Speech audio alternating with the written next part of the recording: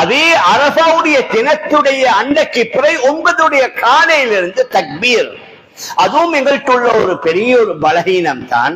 நாங்க மஸ்ஜிதுல தொழுது இமாம் தக்பீரை சொல்லி கொடுத்தா நாங்க எல்லாம் சேர்ந்து சொல்றது. அது மட்டுமல்லையே, தக்பீர் அந்த ஒரு 5 நாளைக்கு எங்கள்கிட்ட எங்கட இரத்தத்தோட ஊறணும். காலையில எழும்பின உடனே ரோட்ல நடக்கும் பொழுது, பஜாருக்கு போகும் பொழுது, எங்கட ரூம்ல ஸ்டேர்கேஸ்ல ஏறும் பொழுது, இறங்கும் பொழுது இதொன்று வரணும். எங்கட நாடுகள்ல கொஞ்சம் பஜார்ல கஷ்டம். எந்த முஸ்லிம்கள் மட்டும் இல்லையே, மற்றவங்களும் இருக்கிறாங்க.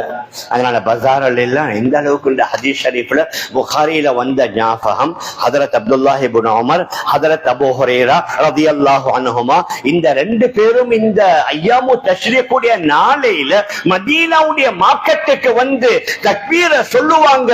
மதீனாவுடைய மார்க்கெட்டே தக்பீர்னால எதிரொலிக்குமாம், அந்த அளவுக்கு சத்தமா. மினாவுல கூடாரங்கள் சத்தமா சொல்லுவாங்க. இதை கேட்டுட்டு ஒவ்வொரு கூடாரங்கள் இந்த தக்பீருடைய சப்தம் வரும். அதனால் நாங்க எங்கட பெண்மணிகளுக்கும் சொல்லிக் கொடுக்கணும். தக்பீர் ஆண்களுக்கு மட்டுமல்ல, நாங்க சத்தமா சொல்லுவோம்.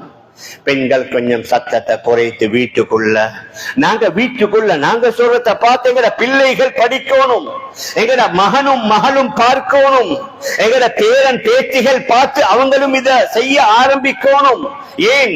முழுக்க முழுக்க ஏகத்துவம். அல்லாஹு அக்பர் கபீரா வல்ஹம்துலில்லாஹி கஸீரா வசுப்ஹானல்லாஹி புக்ரத்தன் வஅஸீலா. அல்லாஹ் தான் ஆக பெரியவன், முழு புகழும் அவனுக்குரியது தான். அவனை நான் தூய்மைப்படுத்த லா இலாஹ இல்லல்லாஹு வஹ்தா, வணங்கப்படுவதற்கு அவனை தவிர வேறு யாரும் இல்ல. ஸதக வஅதா, அவன் அவனுடைய வாக்கை உண்மைப்படுத்தினான். நபி அவங்களுக்கு சொன்னானே, உங்களுக்கு நாங்க மக்காவை வெற்றி பெற செய்து தருவோம். ஸதக வஅதா, அவன் வாக்கை உண்மைப்படுத்தினான்.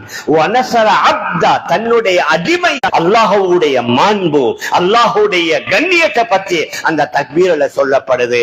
அதனால ஃபர்தான தொழுகைகளுக்கு பின்னால மட்டுமல்ல, நாங்க சுன்னத் தொழுகிறோம், முந்தின சுன்னத் தொழுகிறோம்.